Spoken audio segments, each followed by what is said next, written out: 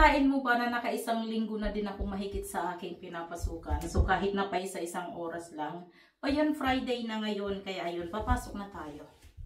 So, nakakatuwa dito guys. Alam niyo ba na kahit mga maestra dito ay wala silang uniform.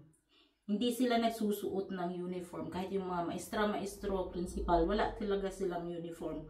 So kaya kami din kahit anong isuot namin. So syempre, mga nakalagay lang ng ID sa liig para alam ng mga bata na staff kami. Or doon na kaya nila nakikilala. So dito talaga yung wala talagang makitang nagsusuot ng uniform. Kaya kahit anong isuot mo, lalong-lalo na pag summer, wala silang dress code talaga.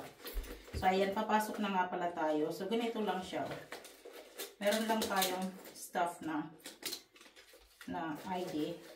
Kaya para alam ng mga bata na staff ka or talagang nandun ka sa school para magtrabaho or tumingin sa kanila. Ayan lang guys, papasok na tayo. So medyo tinanghali tayo ngayon ng alis. So ito tayo.